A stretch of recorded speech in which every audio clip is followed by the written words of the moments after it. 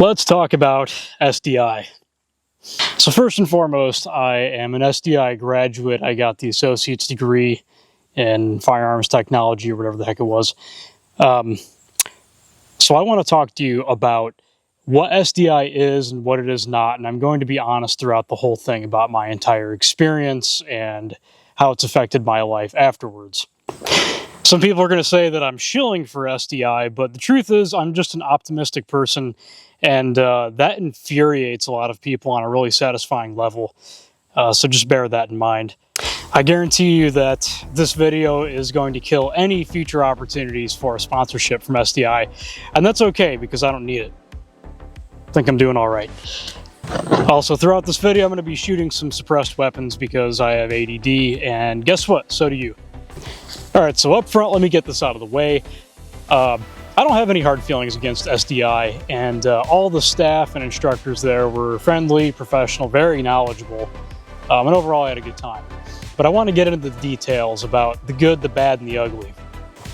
So the beginning courses were kind of fun and easy. It was a little bit dry with a lot of like history, but also super heavy on safety, which I guess is pretty required. You know, if you're going to be teaching a course on firearms, I mean, how does every single course start? It's always like, what are the 4, well now 5 basic rules of firearm safety and, you know, how to clear a firearm, that kind of thing. And they just go over the types of actions, you know, different types of firearms, really basic stuff, anything you would expect to encounter in an introduction to firearms. The first class that was actually useful was firearms inspection and troubleshooting, which that was kind of just fun in general. It was like little word problems and story problems about, like, you know, I have a Ruger American that has a constant failure to feed. What can you find online that could remedy this issue? And you know, it was like really simple stuff, but it was kind of fun because some of them were like brain ticklers, you know. But the most important and useful part of that course was learning certain terminology, things I knew about, but I didn't have a word for it yet. So yeah, the big takeaway from that was terminology. So that was helpful there. The next useful course that I took was, it was a course on gunsmithing tools, and they send you a whole bunch of punches and a little hammer, which is like the 2 things you'd be using most for any gunsmith, really, punches and a hammer. And in that course, you had to video yourself detail stripping a personal firearm down to the smallest component that you're comfortable with. And you had to video the whole thing and explain what you're doing. And for mine, I did an M1 Garand, which, hey, I learned some stuff out of that. And on top of that, I actually learned a lot of video editing skills through SDI, oddly enough. Kind of an unintended consequence, but it's required if you want to make a decent video with a decent grade. The next course I took after that was basic ballistics. And I thought it was going to be a lot more into math and, you know, calculating bullet drop. And really all they told you to do was use shooter's calculator. What that course was heavy on was reloading. What they really should have called basic ballistics was reloading 101. Now, I understand the importance of reloading and how that ties to professional firearms gunsmithing, but truthfully, I'm just not that interested in reloading, and so I was kind of dragged through that course, if I can be honest. So I ended up learning way more about reloading than I ever hoped to or wanted to. One of the most useful classes that I got out of that was firearms finishes and engraving. That was actually super useful because it talked about the finishing processes for like hot caustic bluing, accurizing, hydro dip. As a matter of fact, part of that class was a hydro dipping lab. So they sent you like a kit and gave you a list of materials to go by to hydro dip whatever you wanted, like a PMAG or you know, your grips or a stock or something like that. I went way out of left field and I hydro dipped a Panasonic Toughbook. That turned out kind of cool, actually. But that class was actually really beneficial knowledge, especially since the shop that I work at right now is really heavy on Cerakote and hydro dip. Come on. One of the most worthless classes that I took was firearms manufacturing and machining. Plain and simple, coming from a machinist myself, you can't teach machining in an online course. That's just not going to happen. You can talk about, you know, how to read a drawing, which they really didn't cover. If they did cover, it was so small and insignificant that I didn't even remember it. But now machining, that's the only way you're going to learn machining is if you get on a Bridgeport, you actually start cutting metal.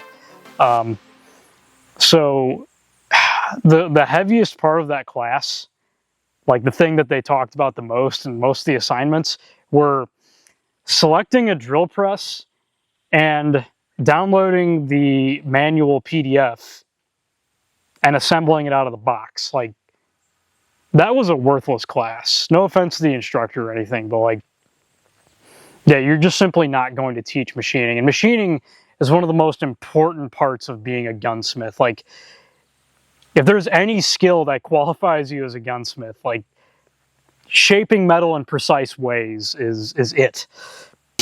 Getting into the classes I really didn't like. Some of it's kind of personal preference, some of it's impractical or practical. Shooting sports management. So what it should have been called is how to run an FFL.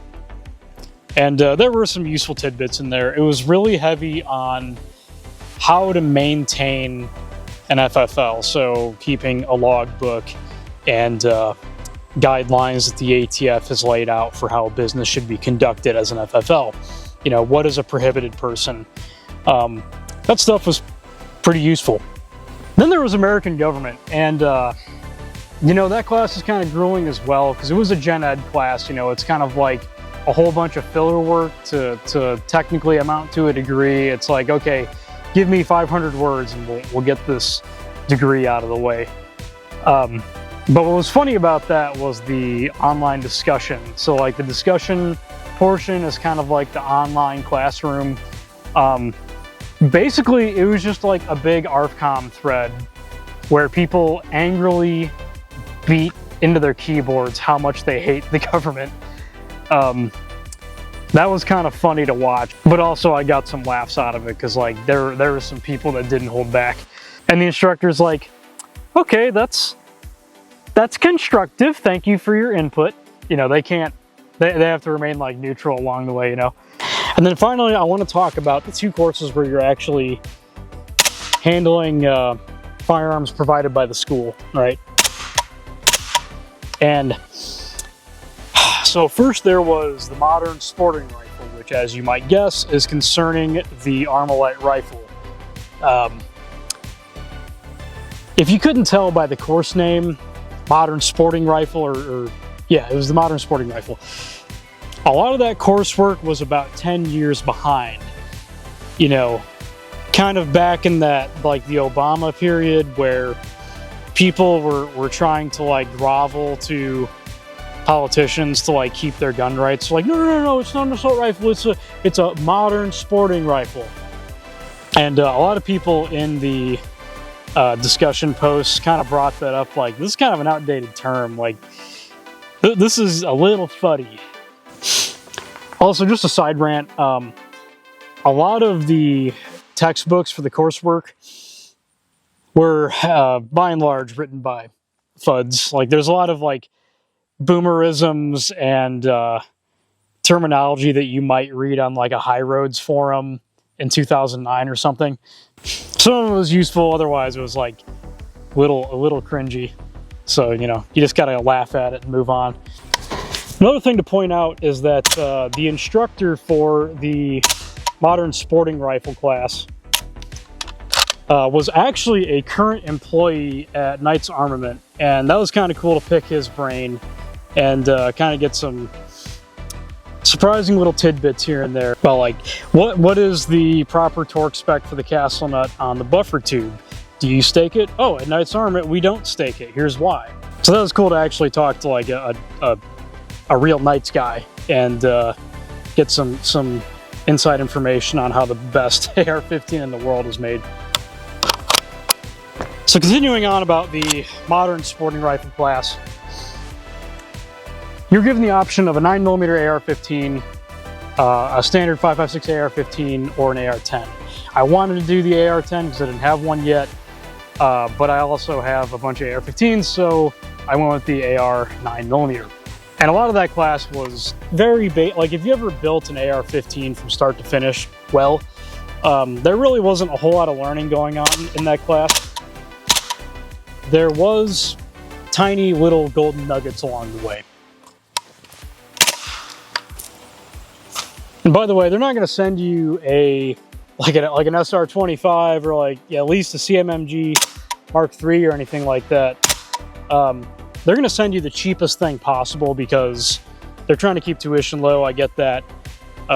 Like for my kit, they sent me a 9mm AR kit from Palmetto. Didn't even have the correct buffer, but that's a Palmetto problem, not an SDI problem. So yeah, there's that. I'm actually kind of glad I didn't go with the AR-10 because then I'd be like trying to sell like a crappy AR-10 that nobody wants. But anyways, over the course of 8 weeks, they go over like head spacing and how to inspect certain parts and what all these little components of the rifle do. And for someone like myself that built their first AR-15 at 16 years old, I really didn't learn a whole lot, but a few golden nuggets along the way. And if you signed up for the associate's degree, then you get into the musket. Now, the musket kit was kind of fun because I enjoy literally anything hands-on. And while the musket is, for the most part, like impractical knowledge to have as a gunsmith, what they were trying to teach you out of that was inletting on a stock and wood finishing techniques, how to fit brass parts. For the most part, you could say that that information is outdated for some.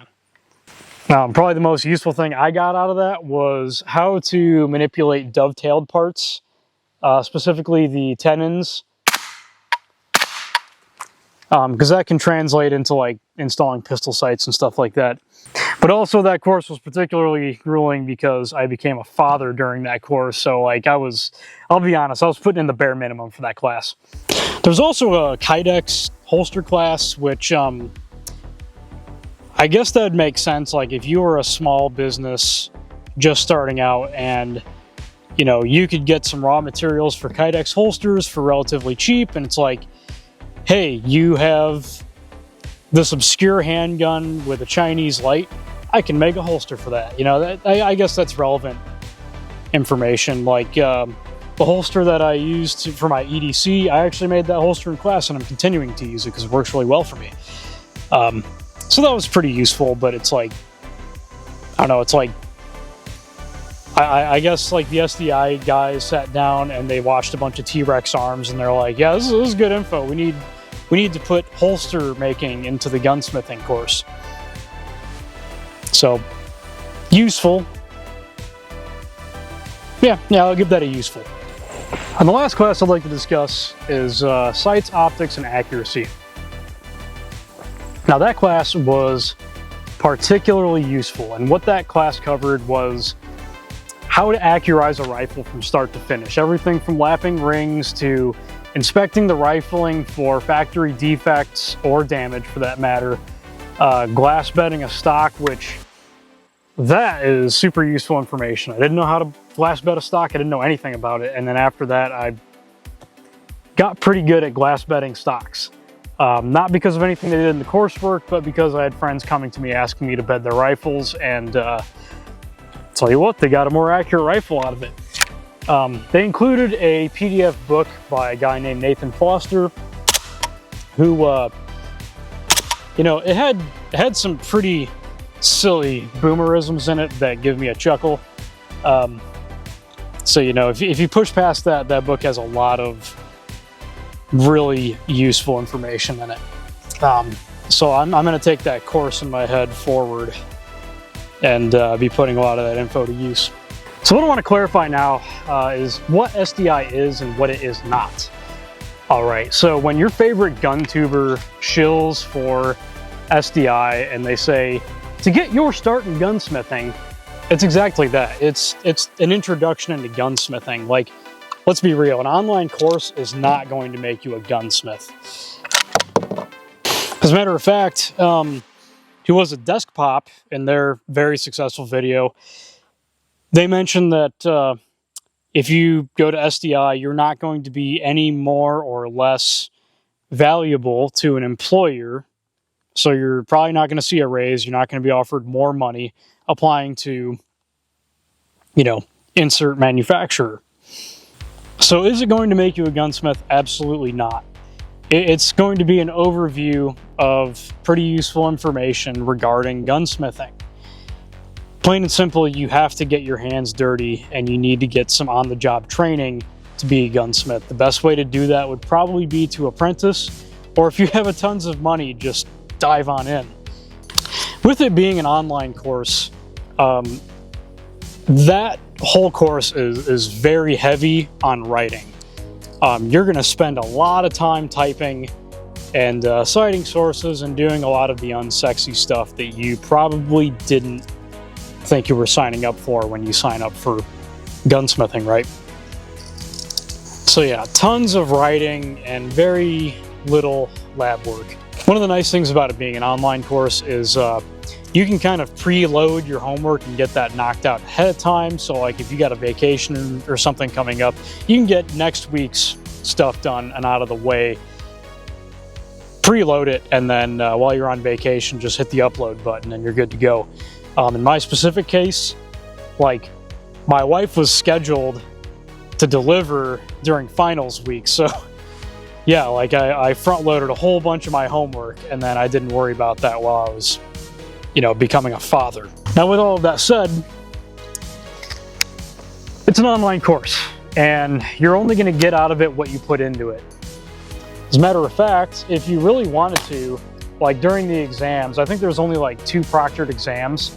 If you really wanted to, like, you could just Google all the answers to the questions while the quiz is going. And there's like an insane time limit of like, you know, what do you have, like an hour to answer 100 questions or something like that. I mean, it's pretty simple stuff. Now, I wanted to get something out of that course, so no, I wasn't Googling answers, but just so you know, that option's there. So someone could absolutely get a degree from SDI while basically just cheating through the whole thing.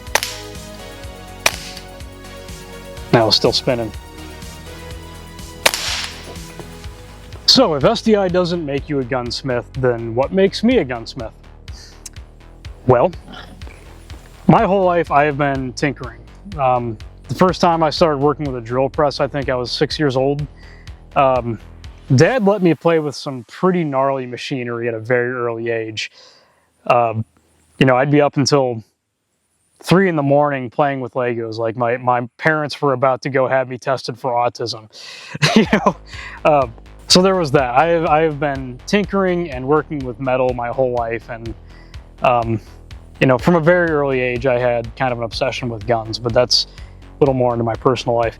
Now, later in life, you know, I did serve in the military, which doesn't really qualify you for much of any gunsmithing, just some safe weapons handling techniques, and even that can be sketchy depending on who you're talking to. You know, we're not all Navy SEALs or whatever. And later I went on to work for a certain corporation where I did research and development and prototyping, and that was really heavy on machining. Like, I really got deep in the weeds in machining and got way better at that than I ever thought I would. Like, I just took to it very naturally. Like, I'm the kind of weirdo that enjoys CAD. Like, CAD, computer-aided drafting, is like relaxing to me. Okay, that's just the kind of autist that I am. And while it may sound like I'm gatekeeping, it's absolutely a prerequisite to be a freaking machinist before you call yourself a gunsmith. Like, you have to know how to be a machinist. So long story short, I got away from that really good job and I moved to a better place to live and raise children. And I started working at a local gun shop. And basically you could say that I started in the mailroom, right? I was basically just working the sales counter as like an in-between job, and then I ended up really liking it because there's some pretty fantastic people to work for, and I enjoy my work dearly.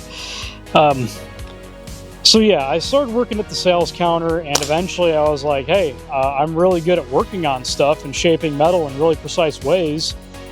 How about I get my foot into the gunsmithing room? And I just got a ton of on-the-job training and took to it very naturally. And today I am the gunsmith at that shop. Like, no one else is doing it. My boss is like, I don't have time for that. Let Trevor take care of it. And I am solely responsible for gunsmithing there. I don't do the Cerakote or Hydrodiv, but I do prepare the weapons for Cerakote and Hydrodiv. So, at the end of the day, did SDI boost my career in gunsmithing? Well, it definitely communicated to my boss that I showed a valid interest in it. But the truth is, I was already gunsmithing before I ever was even close to finishing that degree. And even without SDI, I would probably be as successful as I am now. So here's the thing that's going to really kill any future chances of a sponsorship. Once again, I don't care. If you are a civilian who is paying completely out of pocket for any college education that you get with your hard-earned saved money, don't do it. You're probably not going to get a return on your investment. If you are a veteran with the GI Bill who highly values your GI Bill and you want to carefully and strategically apply that GI Bill to things that are going to make you a ton of money and super successful in the future, don't do it. You're probably not going to get a return on your investment. If you are a veteran with the GI Bill and that thing is collecting dust and you want to get a little bit of money out of that thing and learn some more about your hobby along the way, then enroll in SDI. There it is. There's the spicy info. Man, my chickens have not come over here at all. I'm a little sad. All right, I don't think I left anything out there. Anything I did leave out is because it was not impressionable enough for me to remember, because there was a lot of courses in between there that I just didn't remember. Anyways, thanks for hanging out. Hopefully this video has been helpful, and oh, there's a plate hiding in the mud there. Hello, plate. It's a big plate, easy mode. Anyways, take care, guys.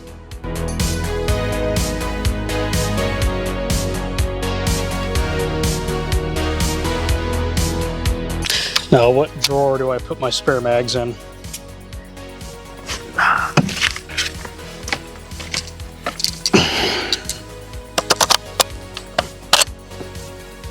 Let's redo that.